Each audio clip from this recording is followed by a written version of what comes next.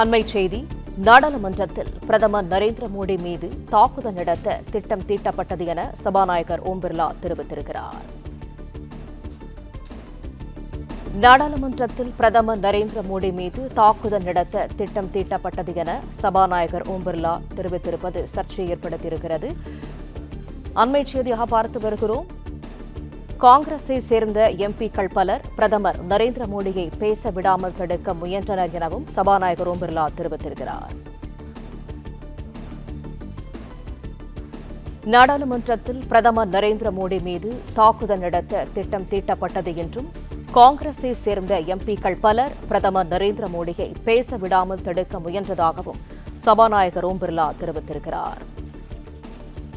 தாக்குதல் நடத்த திட்டம் தீட்டப்பட்டதால் நாடாளுமன்றத்திற்கு வர வேண்டாம் என பிரதமர் மோடியை தான் கேட்டுக் கொண்டதாக ஓம் பிர்லா தெரிவித்திருக்கிறார்.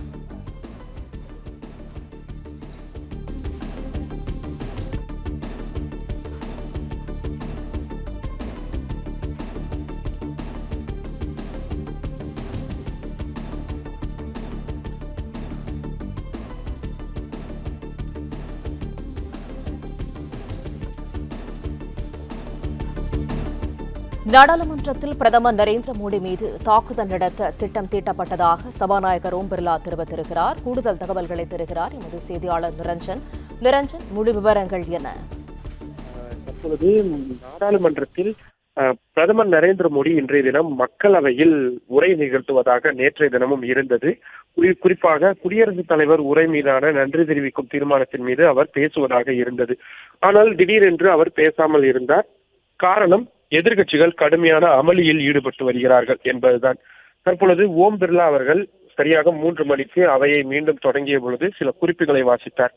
அதில் எதிர்க்கட்சிகள் பிளாக் கார்டுகள், அதே போல போஸ்டர்கள், பாம்ப்லெட்டுகள் போன்றவற்றை அவைக்குள் எடுத்து வருவது என்பது நிச்சயமாக ஏற்றுக்கொள்ள முடியாதது, சட்ட விதிகளுக்கு எதிரானது என்று சொன்னார். அது மட்டும் இல்லாமல் பிரதமருடைய உரை இல்லாமலேயே நன்றி தெரிவிக்கும் தீர்மானமானது நிறைவேற்றப்பட்டிருக்கிறது. இதற்கு மிக முக்கியமான காரணம் பிரதமருக்கு இருக்கக்கூடிய அச்சுறுத்தல் என்பதுதான். அவர் அவைக்கு வந்தால் அவர் மீது தாக்குதல் நடத்தப்படலாம் என்ற அச்சத்தின் காரணமாகத்தான் அவரது பாதுகாப்பை கருத்தில் கொண்டு இப்படியான முடிவு எடுக்கப்பட்டிருக்கிறது என்ற மிக முக்கியமான விஷயத்தையும் அவர் சொல்லியிருக்கிறார். அது மட்டும் இல்லாமல் அவை தொடர்ச்சியாக செயல்படாமல் இருப்பது என்பதை எந்த வகையிலும் ஏற்றுக்கொள்ள முடியவில்லை. அது வருத்தம் அளிக்கக்கூடிய விஷயமாக இருக்கின்றது. எதிர்க்கட்சி நாடாளுமன்ற உறுப்பினர்கள் விதிமுறைகளுக்கு எதிராக தொடர்ச்சியாக செயல்பட்டு வருகிறார்கள். இத்தகைய பொருட்களை உள்ளே எடுத்து வரக்கூடாது என்று எத்தனையோ முறை சொல்லியும் கூட அவர்கள் அதனை தொடர்ச்சியாக செய்து வருகிறார்கள். மக்களவை எதிர்க்கட்சி தலைவர் உட்பட அனைவருமே இந்த விதிமுறைகளை காற்றில் பறக்க விட்டிருக்கிறார்கள் என்ற கடுமையான வார்த்தைகளையும் பயன்படுத்தியிருக்கிறார்.